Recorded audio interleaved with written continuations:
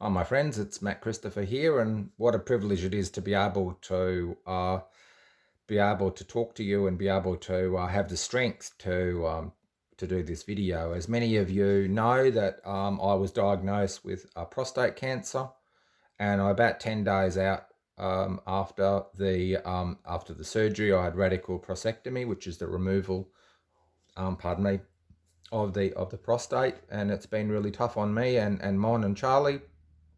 But I'm doing the best that I can. And thank you. I mean this from the bottom of my heart. Thank you for all of your love and support. And it means everything to me. These videos are produced for you. And I hope that these videos can be of assistance to you on your journey, whether it is having a life outside of Watchtower, whether it's coming to Christ, whether it's just getting on with the rest of your life and enjoying it away from Jehovah's Witnesses, or not. That's up to you. That's your choice. But I just hope that these videos, as I said, are encouraging, and also, if you can, to journal down your own experiences. It's very, very important. So, as I said, I'm about 10 days out from cancer surgery, and I'm slowly recovering. So I thank you very much for all your wonderful words of encouragement and love. I really mean it. It means the world to me. So please like and subscribe to my channel. Please share these videos, because I hope that they help someone at the very least to tell their story in their way on the subject, their subject as a former Jehovah's Witness, even a present Jehovah's Witness. Tell your story, and that's what matters, I think, to this whole movement of people. So please like and subscribe. Why I was moved to sort of get off my sick bed and make this video is I'm going to highlight a book, and it's this one here. And it's What Has Religion Done for Mankind? And I highlighted last time. I highlighted a book, Enemies by Rutherford, and I know that some of you went out and bought that book, and I thank you very much. So this one I'm highlighting is, if you can see it, What Has Religion Done for Mankind? And it's an absolute it is an absolute must read. And this is a book that's going to when the governments get a hold of this again, this is going to cause so much trouble. I don't think anybody really realised. I'll put the book up there for the time being, and I'll talk to that in a minute. That book is going to cause so many headaches for Jehovah's Witnesses. But why I was really moved is to make the video is I saw something in and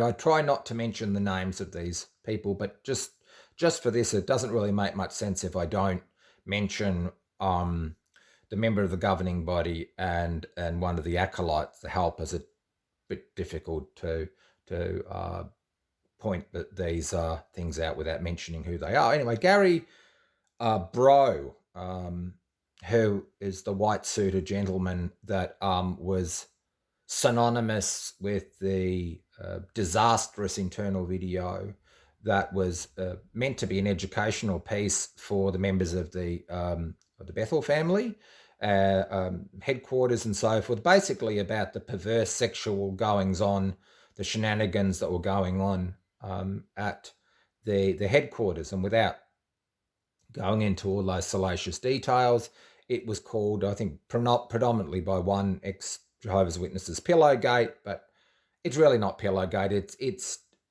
It's just ventilated the absolutely debauched things that were going on at Bethel, this house of God, this sort of epicenter of true worship. Anyway, so this Gary Bro is that gentleman, and he appears in his white suit again, and he said something really quite, like, I saw it in the morning worship, and I just thought, what on earth has happened that Gary would have to even talk like that? And anyway, I'm going to go to this book. That's what got it out. Anyway, he said, I'm just paraphrasing, talking about, basically he's talking about Bible prophecy. And of course, in short, everything comes back to the governing body of Jehovah's Witnesses. Everything.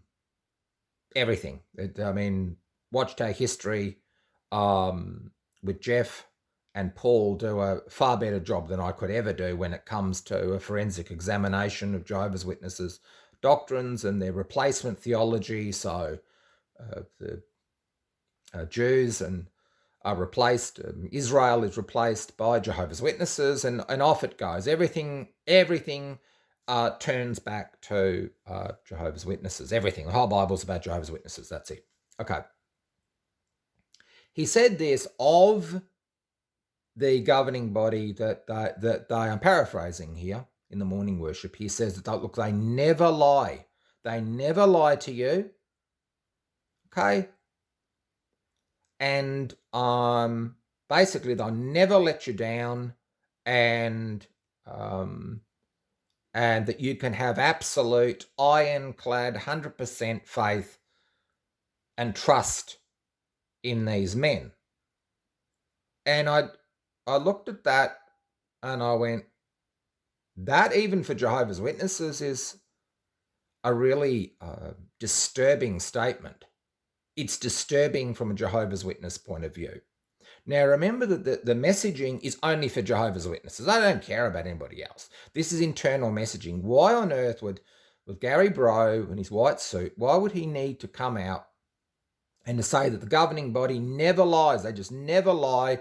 And basically, you can, to put a betting analogy, you can put everything that you have, everything you hold dear in your life, you can move all of that onto the governing body, and they'll never let you down. And so why would that happen? Now, let's go back a little bit. When I was a Jehovah's Witness,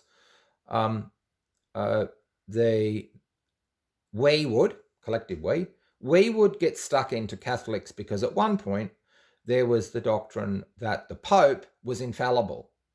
So I need to listen to every word that the Pope said. And of course, we were gleeful in being able to point out all of the things that the Catholic Church had said, had done, the doctrines that they had, what they're doing, the hypocrisies, the double standards, from the small things to the great things to the diabolical things, to prove that wasn't right. Even that now, certainly has been for a very long time, is that doctrine or that idea that the Pope was infallible is long past. And then in the Watchtower publications, it claimed, and they've said, that they're neither inspired or infallible, and that they are paraphrasing here, that they can make mistakes in in doctrines and policies and so forth. Okay. Why would Gary then turn around and to say they never lie to you? What does that mean? Never lie to you. You can skate around that and say, well, there's a difference between misunderstandings and lies and didn't. Okay. But then when you say that you can have, I'm paraphrasing here, you can have absolute, like 100% confidence in the governing body, that you add the two together, and basically what they're saying is gospel truth. Why would you need to do that for? Now, what's interesting is at the same time, David Splain, who I think is probably the lead within the governing body. I think that's consensus, that he's the lead of the governing body. He came out and he was actually pretty fired up. Usually he has a very laconic style to him and sort of plods along. That's him. That's his style. But he was quite animated, waving his little arthritic finger. If you have a look, it's all, waving the arthritic finger at the governments. And he says to the politicians, you watch it. You watch it. Whoa, whoa, whoa, whoa. What's happened? Now I'm gonna this book here is a must read, and okay, what's happened is Jehovah's Witnesses were built on the premise, especially out of the United States, that they were under the protection of freedom of assembly and religious freedom and so forth. Now, may I just add, Jehovah's Witnesses, while they did, there's no doubt about that, they tested those laws in the court. They weren't the catalyst for it. Others did it. Yes, they tested them, and they set the legal precedent of testing it, taking it to the nth degree, and then going to the court and say, this is what the Constitution says, this is what's implied. But they have lived under the protection of the different legal jurisdictions in which they live in, which, for instance, freedom of religion has been to some point enshrined in the legislation. So what they've done is they've sort of, in a sense, shadow boxed behind these. So others have set the legislation was there, the laws were there. And so what they did is they were able to, forever and a day, to be able to, on one side, they were using religious freedoms in the constitutions, and on the other hand, they were able to be, slapping and hitting or punching or kicking other religious groups. And then, soon as there was any problems, they would just jump behind the wall of the freedoms that were there. And they, to be honest with you, they had past tense the legal dream team when it came to their knowledge of the religious freedoms. Now, many years ago, when the whole pedophile issue blew up, and I've told this story before, I had some very in-depth conversation with leading Jehovah's Witnesses here in Australia. And I said to them, when myself and others really discovered what was going on in terms of the pedophile issues and how widespread the problem was, and their refusal to go to the authorities about it, I said, there's no way you're going to be protected. And they were like, oh, well, we're protected by Jehovah, and this is, we've won this case and that case. And I said, no, but you've never won cases about not taking child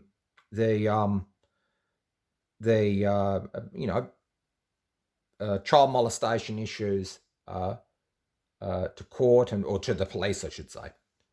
I said, you're just not going to win. There's no way. Now, at that time, I was a Jehovah's Witness, absolutely through and through.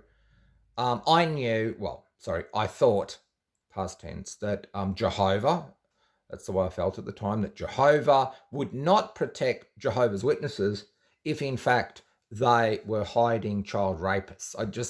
I could understand that at the time that Jehovah would, my thinking, that Jehovah would protect us as Jehovah's Witnesses if some were trying to stop the preaching work, or they were trying, saluting the flag, or whatever it happens to be.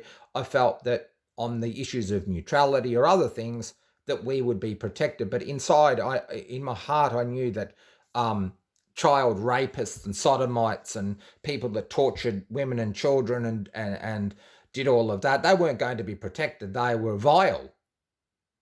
And here they were claiming they'd be protected. Well, here we are. That cover has been blown. What's happened now is that there isn't anywhere for them to hide, especially on the CSA issues. And then secondly was on their disfellowshipping process. They ran the legal parallel system, and they felt, because of religious freedoms, that they had a religious right to torture people. That's really what they were saying. And I knew that wasn't going to fly either, because times had changed, and you didn't have a right to mentally torture anybody, but they were convinced that they had a right to do that. And that is unraveling by the minute, and they are losing, in one jurisdiction after another, they are losing their charitable status. And that's the Achilles heel for Watchtower. Now, the issue here, why David Splane was so... Okay, so why David Splane was so animated, and I come to this book. It's amazing how this book came to me. I mean, I've got a huge collection, but this book here, What Has Religion Done for Mankind? And I just want to ask you this question. You're a government, and this book, please, pretty please, get this book, and if you can, download it or buy it. What's in this book is so explosive, I dare not read it, and read it out at really much at all. I'll go through it, but you'll see what I mean. Imagine this. Jehovah's Witnesses are getting, getting money from the government. Let's just say, pick a country, I don't know, let's say Germany. They're getting money from the government, for instance, in the UK or in Australia or so forth. Okay, just use that as, could be anywhere. It doesn't, right. And you show them this book. Okay.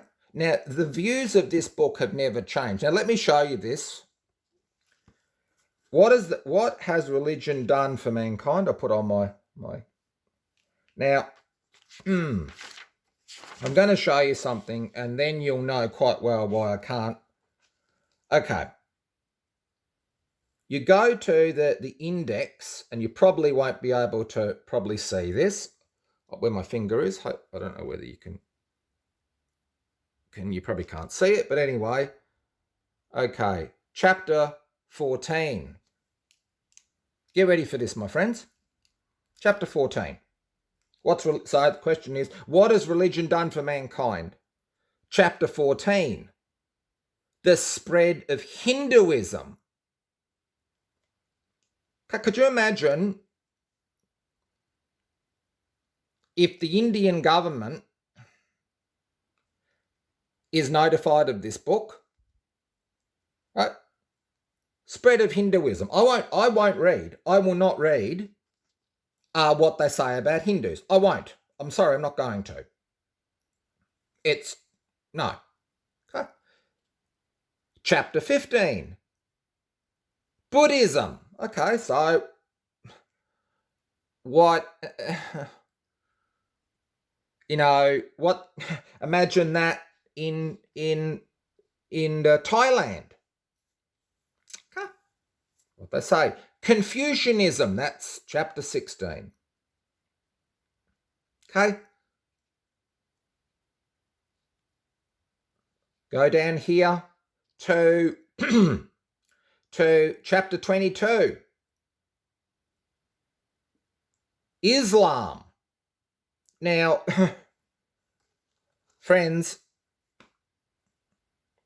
what they say about Muhammad, right? What they say about Muhammad is in this book. I can't read it. I can't read what they say about the Hindus, about the Buddhists, about Islam. Okay? And it goes Christendom with the normal, we know with Christendom, going to belt the daylights out of them. Anybody that's Christian, okay. But my friends, this is still their policies.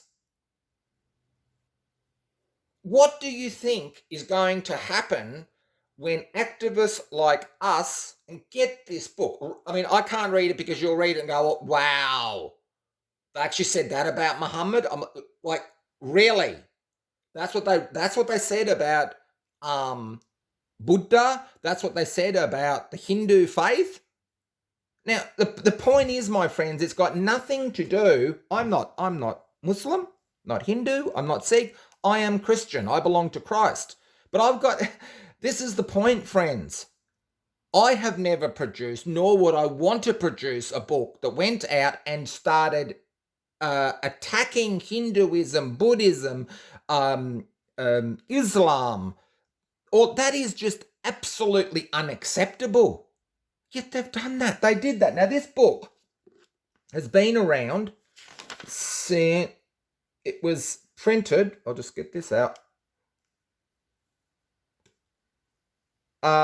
This was printed in 1951, and there was 2 million copies made of that. Now, when Jehovah's Witnesses say, well, we're peaceable with everybody, we don't cause any trouble, you know what? That book, this book here, the question has to be asked by the authorities, do you still hold those views? Do you still hold those views on Muhammad? What do you think, friends, would happen if I read that book out at the front of a mosque? What would happen if I went to the Hindu temple or the Sikh temple or so forth and started reading that out? What do you think would happen? Is it loving? Is it caring? Is it conducive to a society of people that are cohesive? No. Now, this is the point. This is what's happened. Is the Jehovah's Witness model piggybacked off all of the other people that fought for human rights, the forefathers of the different countries right around the world who were fleeing persecution. And they just piggybacked off the back of that and then used that to produce millions and millions and millions and millions of books that were what? Full of hate for who? Everybody else bar themselves. They're the only ones. Now, what's happened is this.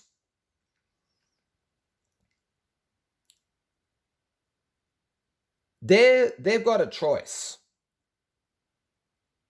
They need to either abandon virtually every tenet of their faith and become completely mainstream, or they're going to be sent bankrupt. Not going to be banned, they're going to be sent bankrupt. Now, what's happened is why Gary Bro has come out basically saying that the Jehovah's Witnesses or their governing body, the sort of the Octopope or that equivalent to the infallible Jehovah's Witness Pope, 8-headed, 10-headed Pope. Why are they doing that for? Because there's a schism on the way. Schism on the way. You see, they thought when they wrote these books that they could stand behind the laws of freedom of religion forever. Their trust wasn't in God. It wasn't Jehovah that was going to help them. It's not helping them now. And that's why David Splame, with his little arthritic twisty finger, pointing like this, and Jehovah said, we're going to do it. No, Jehovah didn't tell you to do that. Okay? Jehovah didn't tell you to do that. Didn't tell you to write books on other people's faith, rubbish them, ridicule them, denigrate their prophets. That's not for you to do that. Okay? The Bible says that you should be, or we should be, peaceable to all people. It's not me, you, or anybody else that does the judging, but Almighty God. There is a time for that. Okay, and it's a judgment of hearts. Friends, do yourself a favor. Please get this book. It is a must read, and this book needs to get into the hands of governments, authorities, those investigating. I know that in France, I believe, they are investigating Jehovah's Witnesses. Get into that. And the question is, what's written in this book? Is that what you still believe? And can you show us that your belief system, somehow that's changed? Not policy on the run. Is that what you believe? Now we know that it hasn't changed. So they're in dire problems. Okay, they don't care about whether they've got 10 million followers, 5 million followers. They don't care. They've got enough. Okay, they're multi-billionaires. If they asked the faithful Jehovah's Witnesses to literally put a match to their homes and go out without food and water and wait on the top of the highest mountain and don't move until until you're liberated, millions would do it, and they die out there. Okay, they die on the top of the hill. That'd be fine. Okay, so they know they've got enough rusted on supporters. That's beyond the doesn't make any difference to them. Got enough, and always will have enough. But the rivers of money from the government are over. The ex-Jehovah's Witness community has informed governments to at least have a look at them, have a look at their policies, and the governments are saying, well, is this group that's masquerading as a mainstream group, you can't produce books like that and be mainstream, and it's dangerous, whether you agree with Islam or Hinduism or Sikhism, or anybody in their right mind would know that that's going to create nothing but heartache, hatred, division in our communities, which are nearly all are multicultural communities. And people basically get along. You just don't go around waving big sticks and belting people over the head, because there's going to be repercussions. Okay, and their time's up. Their time is up. Their policies are up. But the question is, how far will the governing body be willing to change to stay in business? And I think we've hit something. Something's happened, because that's why David Splane was pushing back with his arthritic little finger, waving it around, saying, oh, you watch it, you lawmakers, oh, you'll be in a lot of trouble. Oh, okay, why? Because they've been squeezed. Something's happened. They've been squeezed in such a way now that the business model is over, but there is a movement of what I would call pragmatic, rusted-on Jehovah's Witnesses in headquarters, right, who have been emboldened by the changes that have happened with the no ties anymore and suits, and heaven forbid women can wear pants, and you're allowed to grow a beard if you want, heaven forbid, and no longer counting of hours for the regular publishers. All of these sort of watering down of its policies, Jehovah's Witness light, as I call it, there's something else afoot.